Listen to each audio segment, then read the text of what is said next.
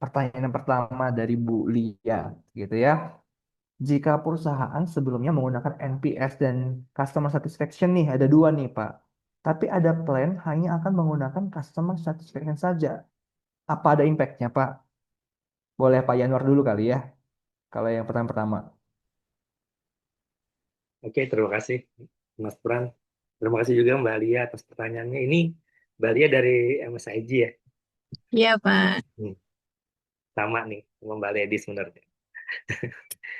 Sama ya secara industrinya. NPS sama CSAT-nya kalau boleh tahu Mbak Lia ini diukur di stage mana? Kalau untuk NPS itu Mm-mm. di after transaksi ya. After Mm-mm. transaksi itu di semua touch point dari Mm-mm. claim, policy administration, kemudian dari CS, collection gitu-gitu. Nah, tapi kalau untuk CSAT-nya ini saat ini hanya di customer service aja, after transaksi di customer service gitu. Nah, jika maksudnya kalau di saat ini tuh untuk NPS-nya itu memang kita pertanyaannya per masing-masing touch point, claim, collection, CS gitu ya. Nah, itu berbeda-beda nih Pak gitu. Nah, tapi tadi kan memang ada terhadap penilaian tadi ada CSAT juga gitu. Nah, tapi yang saya tahu kan untuk CSAT itu kepuasan terhadap service ya, Ya. satisfaction gitu ya. Memang saat ini baru dijalankan di CS gitu. Nah, Mm-mm. saya pengen lebih dapat insight gitu ya terhadap CSAT ini sendiri di di market itu atau di perusahaan-perusahaan lain dilakukan itu di mana aja kalau seandainya bisa nggak sih dia menggantikan si NPS atau semacamnya gitu Pak? Oke, oke. Terima Bu Lia, kasih. satu lagi pertanyaannya Bu Lia. Mbak Lia. Nah, ya. Maaf. Ini CSAT ini atau NPS ini jadi KPI frontline atau unit? Ada unit, tapi CSAT dia KPI divisi gitu ya. Tapi sebenarnya memang awalnya si NPS ini kita mau masukin ke KPI all touch point gitu ya. Contoh Mm-mm. ke operation itu sendiri gitu kan. Karena kan mereka berperan lah ya misalnya dari si klaim itu sendiri ngasih skor misalnya banyak yang nasabahnya yang feedback karena misalnya klaimnya lama atau Mm-mm. misalnya perubahannya lama gitu supaya si departemen itu juga kayak oh karena gue nih jadinya nasabahnya ngasih catnya jelek gitu seperti itu Oke, sih Pak. oke, oke. Terima kasih pertanyaannya Mbak Lia. Satu, balik lagi ke definisi awal tadi. CSAT sama NPS ini dua tools yang peruntukannya berbeda ya. Tadi yang Mbak Lia bilang, CSAT itu fokusnya ke transaksional karena memang fokusnya ke service quality. Ya, sedangkan NPS fokusnya kita ke loyalitas ya kan. Karena yang akan diukur adalah eh, apa namanya sisi emotional attachment dari sisi pelanggan kan.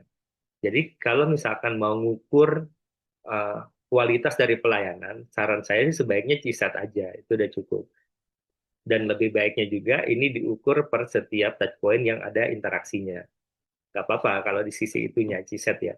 Jadi misalkan habis ketemu customer service ada CSAT. Sama aja kayak kita naik ojek lah ya. Kalau kita pakai Gojek, setiap kali kita menggunakan layanan mereka selalu muncul CSAT-nya ya kan ya. Sama aja kayak karena kita mau melihat dari sisi kualitas pelayanannya. Jadi kalau misalkan habis klaim ada CSAT, oke. Habis komplain ada CSAT, nggak ada masalah juga. Terus kemudian habis ada pembelian atau perpanjangan dan sebagainya, itu ada CSAT, itu nggak ada masalah. Karena dari sisi nasabahnya atau customer-nya juga akan dapat ketika dia melakukan interaksi itu gitu kan ya. Karena yang tadi saya bilang ya, yang perlu dihindari itu adalah hari ini tuh brand punya mindset ingin ngukur customer, tapi dari sisi customer tuh merasa tadi banyak banget ya gitu, yang saya harus isi. Itu kadang-kadang brand harus nyari nyari balancingnya tuh. Jangan sampai kebanyakan survei yang kita kasih. eh, yang kedua juga kebanyakan pertanyaan yang kita kasih. Jadi kalau saya lebih prefernya kalau memang mau mengukur kualitas layanan, CSAT aja. Kalau hari ini Oke. saya berani statnya seperti itu, karena saya juga pernah berada di sisi brand, Hmm. kayaknya kapan Ya, lagi ya customer punya waktu buat ngisi ya kan? Kalau nggak kita yes, Iya, iya, influence-nya benar-benar. setuju, gitu. Pak. Itu jujur setelah saya bercermin gitu ya, dari apa yang menurut keyakinan saya aja ya, eh, kita egois sih sebagai brand untuk melakukan pengukuran ya. Kita eksploitasi banget ya ke customer gitu. Itu sih yang saya rasain. Jadi lebih baik kalau memang tujuannya mengukur kualitas layanan, langsung aja CSAT. Habis CSAT apa? Kalau butuh CES silahkan tambahin, tapi jangan lebih dari 3 atau 5 question, itu udah kebanyakan juga. Ambil yang prioritas aja. Kalau memang ada, misalkan saya ngukur kualitas layanan CS ya, kepuasannya bagaimana 1 sampai 5. Tapi saya juga pengen ngukur dong kecepatannya, saya juga pengen ngukur dong hospitality-nya. Boleh itu di customer report score ya kan kita ukur.